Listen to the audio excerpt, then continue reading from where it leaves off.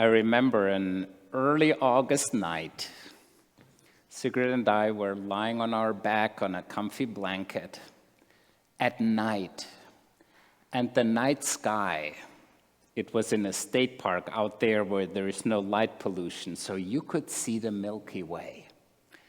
And early in August, you would see the Perseid shower. Now, it wasn't quite shower, but you saw the shooting stars, like every minute, a couple of them or so. And it was this, wow, majestic, feeling this small but connected to the whole universe. Where and how are you touched and awed and moved and surprised by beauty, by wonder? Another of those moments is when we went with our youth group and our confirmants to New York City, to the Cathedral of St. John the Divine. It's this majestic building, and you walk in, and it is just wow.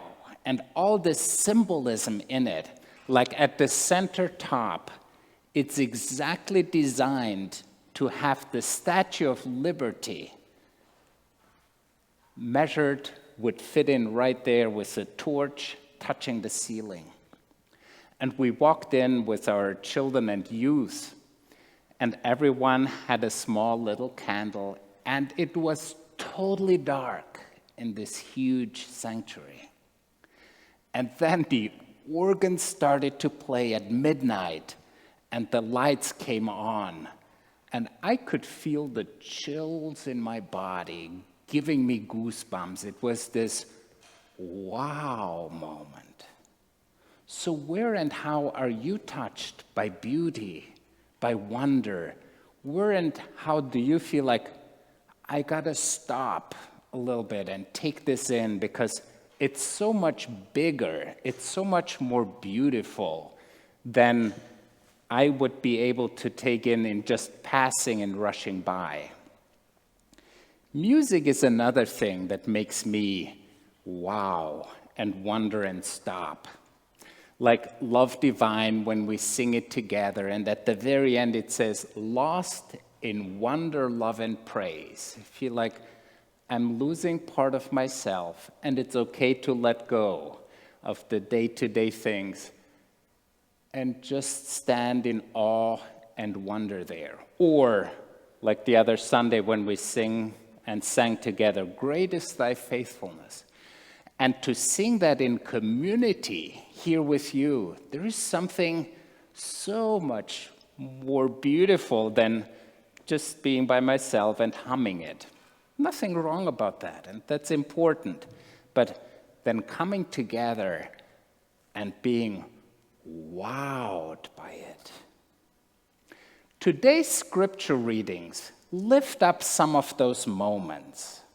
And Psalm 8, as many other psalms, is a description of the awe and beauty of the Creator. So looking at the stars, the sun, the moon, and all that is around us. And then also looking at humankind and each one of us, reflecting that awe and that beauty that we're intricately made. And I'm always fascinated at that, at this perspective of beauty. It may be someone who is camping outside and hears the barn owl screeching, or you see the yellow finches, or you see a cardinal, or as we've just seen the flowers. I'm always fascinated by that, and I think it's an opportunity to stop and see and to behold the beauty of the Lord. Behold the beauty of the Lord. Yeah. And that same beauty and awe happens when we, like the first disciples, are gathered in fellowship. Now, what did they do? It says in the scripture we just heard, they were devoted. So I think sometimes devotion, our attitude, our leaning in, is a precondition to being receptive and receiving and being awed. So where and how do you pay attention and devote yourself to something? So the first disciples, the first congregation, the first church, before any other church, before anything else happened, our own mothers and fathers in the faith, they gathered together and devoted themselves to the teaching of the apostles, to the sharing of the bread, the meals, to prayer and in fellowship. And then it says, right in that scripture, awe came upon them. Awe came upon them. So when we gather, when we're together, when we're open, receptive, when we devote ourselves, awe comes upon us. Isn't that wonderful? And it makes, to me, all the difference in the world. Those are the moments when I feel like they take my breath. And you have heard the saying, like, doesn't matter how many breaths you take, but the moments matter that take your breath, where you feel like part of you falls away and beauty arises and you are connected to the living God. Now, for different people, different things make that happen, or different things attract them. So the other part of me that may not be as visible, I'm just fascinated by science. Someone said, at the nexus of science and spirituality is wonder. So when you think of science, what makes everything work, and where and how do our hearts beat, how spirit is at work, our souls, it's wonder. So I'm just fascinated when you see the new pictures of the Charles Webb telescope. It's just, whoa, isn't that amazing? I'm fascinated when I think of the quanti, the small little, in quantum mechanics.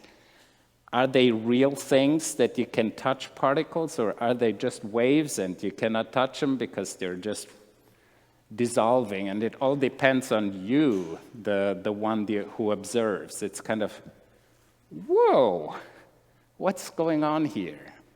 And then the black holes, I think, like, oh my dear, they're sucking everything in, not even light escapes. What is that inside that event horizon? What is going on there? It's kind of really, really fascinating. That's kind of, wow.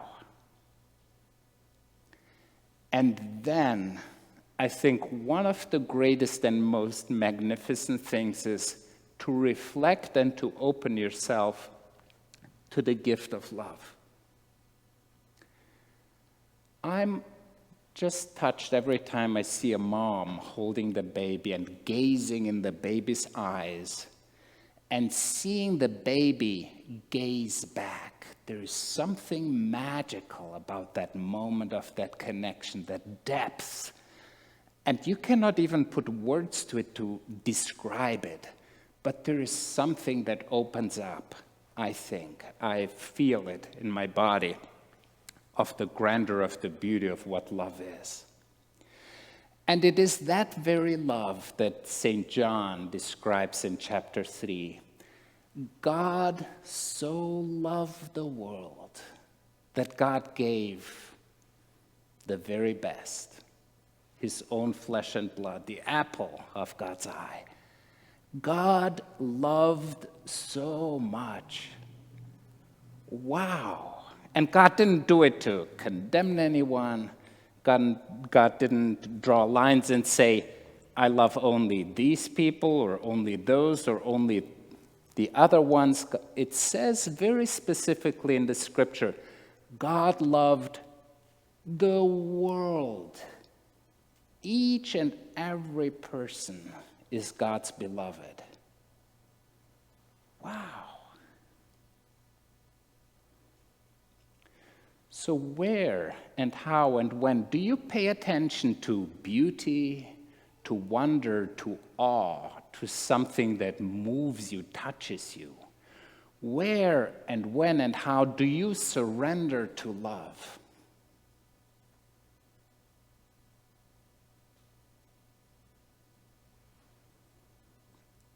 It's truly awesome and a wonder, isn't it?